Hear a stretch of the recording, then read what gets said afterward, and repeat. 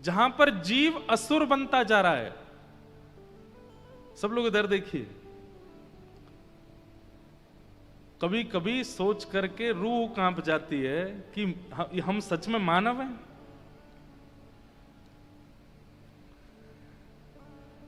बचपन अभी 26, 27, 28 वर्ष तो हमको हो गए, आप लोगों में से कई 40 वर्ष के, 50 वर्ष के बैठे हैं।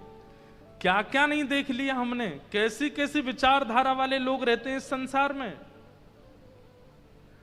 हमने नरभक्षी जीव को भी देखा, जो बालकों को मार के खा जाते हैं, ऐसे व्यक्ति की भी हमने रिपोर्ट देखी है न्यूज पर। हमने ऐसे लोगों को भी देखा है जो जीवों को मार करके उनके अंदर के पार्टों को बेच देते हैं, उनके बारे में भी खबर आती है। चलो ये तो बहुत पहले की घटनाएं थी। अब विवाह करने के बाद पति पत्नी को मार देती है, पत्नी पति को मार देता है।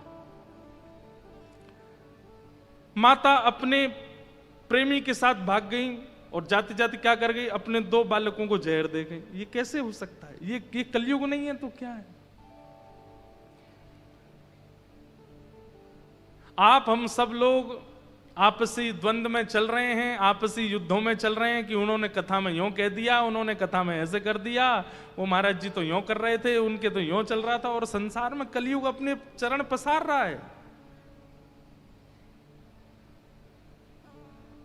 भक्तमाल जी में बार बार नाभाजी कहते हैं कि वैष्णव अपराध मत करो, वैष्णव अपराध मत करो। सबसे बड़ा अपराध एक ही है, क्या? उर्दपुंड जिसके माथे पर लगा है, गले में कंठी माला है, जिसके मुख पर भगवान नाम है, उसका अपमान मत करो। पर हम लोग पीछे नहीं हटते और संसार में कलिकाल बढ़ता ही जा रहा है।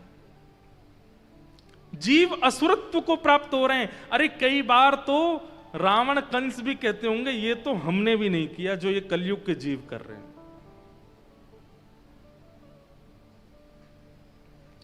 अभी संत जन आयोजन करते हैं कि गौ हत्या बंद हो।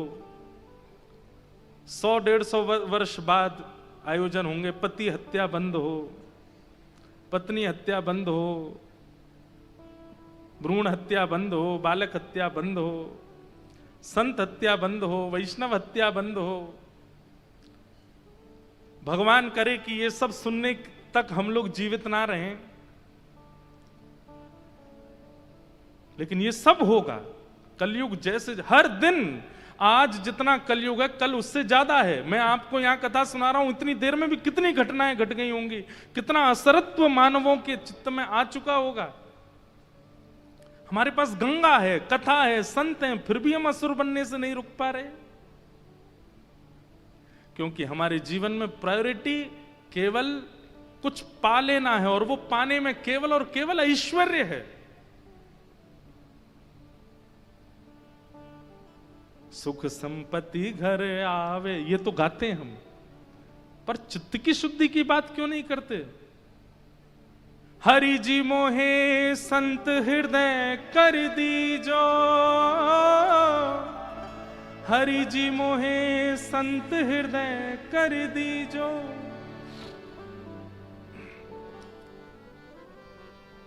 छल बल निंदा कपट भाव सो दूर मोहे रख दीजो, हरि जी मोहे संत हृदय कर दीजो।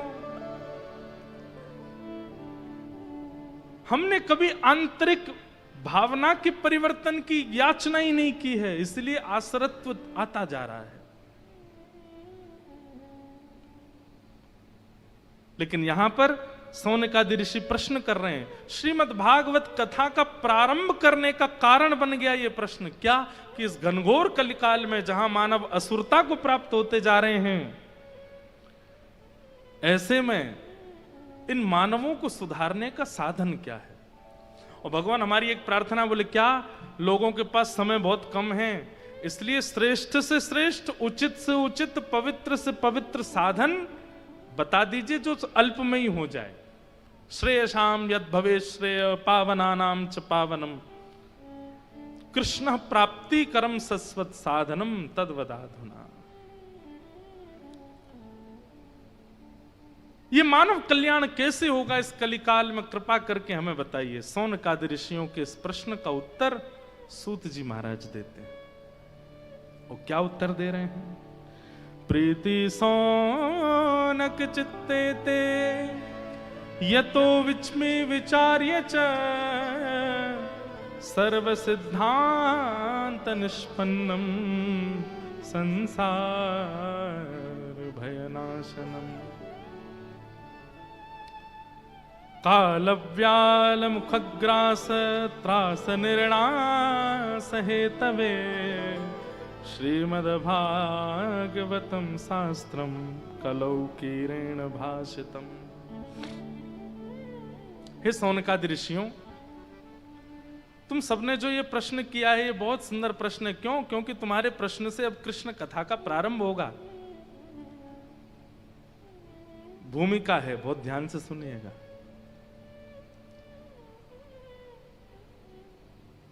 लेकिन इस संसार में कल्याण करने वाले व्यक्ति को सबसे पहले यह विचार करना चाहिए कि कृष्ण प्राप्ति कैसे हो। भगवत प्राप्ति को ही कल्याण कहा जाता है।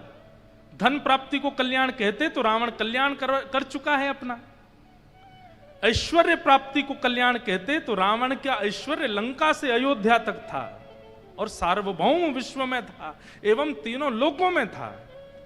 ऐश्वर्य भी है, धन भी है, संपत्ति है, मंदोदरी जैसी पुत्री है, अक्षय कुमार जैसा पुत्र है। क्या नहीं है रावण के पास? आप कहोगे भाई ये सब कुछ था, अंतरंग कुछ नहीं। बुद्धि हमारे पास एक है, उसके पास 10 थी। शब्दावली, जब बोलता था रावण हिमालय की चोटियां हिलने लग जाती थी। क्या नहीं था रावण के पास? आज का मानव अपनी इच्छाओं को एक पन्ने पर लिख दे तो वो सारी इच्छाएं जो एक मानव चाहता है, जो एक संसारी व्यक्ति चाहता है, वो सब था रावण के पास। तो इसका मतलब क्या है कि आपकी जो इच्छाएं हैं ये पूर्ति हो जाए तो आप में और रावण में कोई अंतर नहीं है। रावण के पास केवल एक वस्तु की कमी है और वो है राम, बाकी सब है। राम नहीं थे, भजन नहीं था, भक्ति नहीं थी जीवन में। ज्ञान अटूट, धन अटूट, ऐश्वर्य अटूट, संपत्ति अटूट, सब कुछ अटूट था। कह दें तो लिमिट क्रॉस करके सब कुछ था उसके पास में, लेकिन भक्ति नहीं थी।